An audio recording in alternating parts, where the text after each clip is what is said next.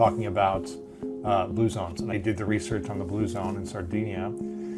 And from my understanding, correct me if I'm wrong, most of the people in the blue zone in Sardinia, at least, don't take supplements. Correct. They just walk up with the hills every day. They spend time with their loved ones. They go to church. They are part of the community. They eat more carbs, I think it was, than protein, I believe. Correct. And they just have a rich lifestyle, right? So, but most people don't have that kind of environment. So you're saying we need to have supplements to create more of that environment? Yeah, so that's actually a really good segue. It turns out that if you look at hunter-gatherers, at least that we can examine, they eat about 200 different plant species every year on a rotating basis. And they're eating the animals that were eating those plant species as well. Mm-hmm. And so what I tell anyone who will listen is, if you think that you can eat 200 different plant species, all grown organically and 8 feet of loam soil, then I'll put in with you that you probably don't need any supplementation. But none of us do that. And in fact, if you look at even avid organic eaters, most of us have these maybe 20 go-to foods that we eat on a rotating basis. Oh, and it turns out, when I was first doing this, it turns out that most people have 5 go-to meals per week that they repeat over and over and over again. Again, if you live in a blue zone, and I'm the only nutritionist who ever spent his career in a blue zone. So Sardinia actually uses a bread that's kind of half wheat and half buckwheat. It's like less gluten or something, or is it? Yeah, less gluten. But Sardinia has the highest incidence of autoimmune disease of all of Europe. So they live a long life in spite of eating gluten. Correct.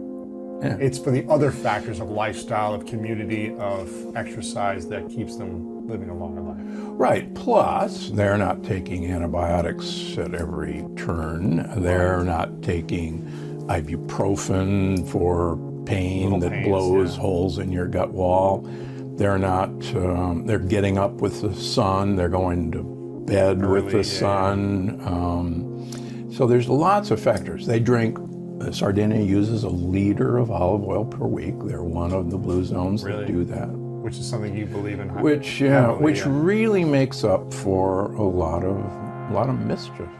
And we're, with each passing year, we're figuring out, okay, how is this stuff doing all this?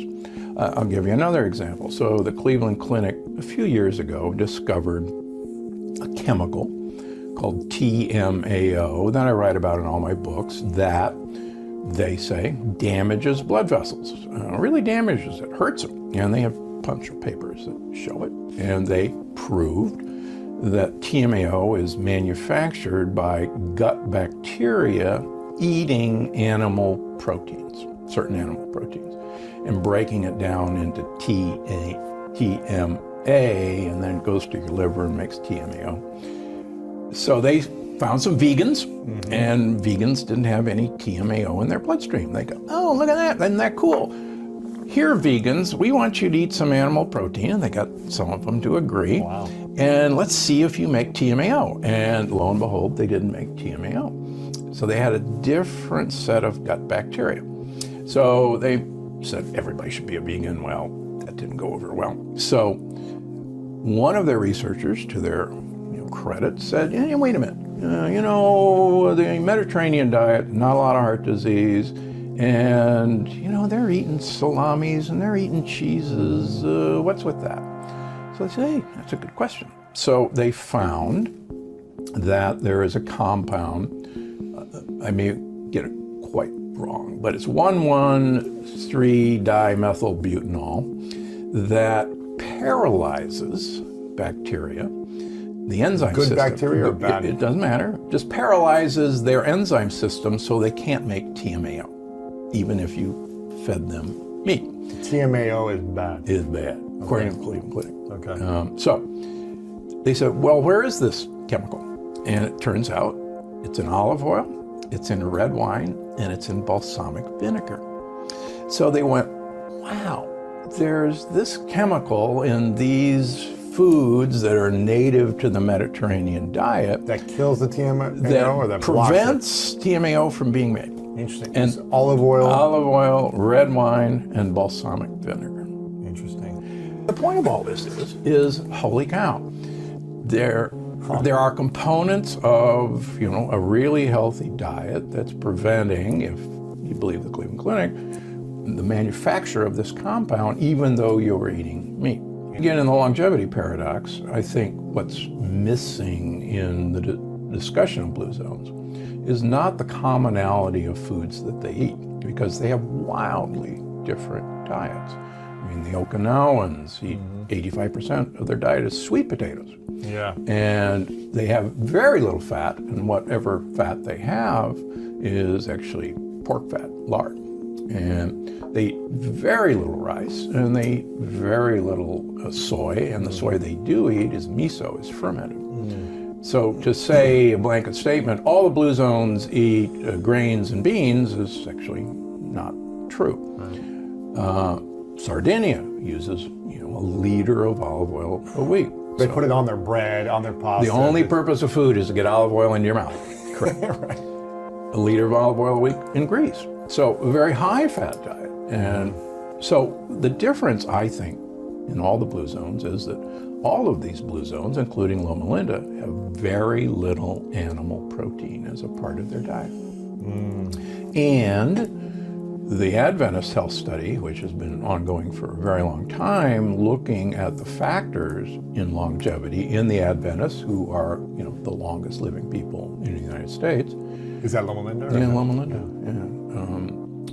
Is the vegans of the Adventists have the least heart disease, the longest lifespan, and a colleague of mine, Gary Murray, who's been studying this for years, has shown that for every little bit of animal protein that enters the diet of an Adventist, the more heart disease and the more mischief you see.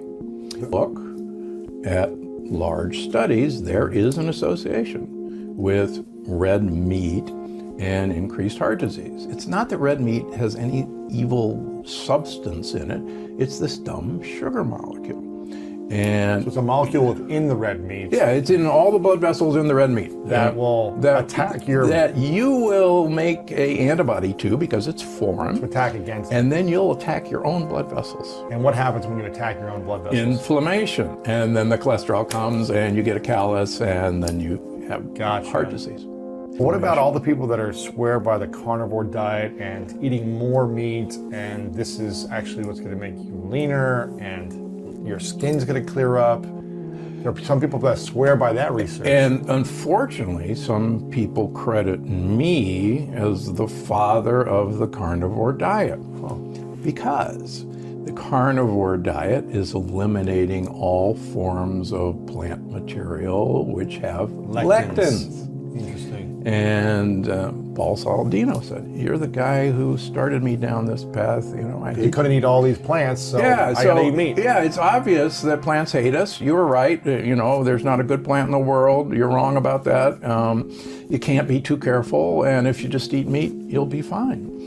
So it's the ultimate elimination diet, and I have nothing. I actually have nothing against it as a carnivore diet? as a short-term diet, as long as, for instance, you're getting grass-fed, grass-finished beef, you're getting wild fish, and so on down the line.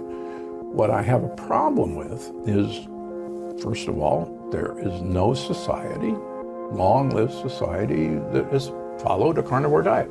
There is none. No blue zone. There's no carnivore blue zone. Right. And They're mostly vegan blue zones, right? mostly vegetarian Vegetarian. blue zones.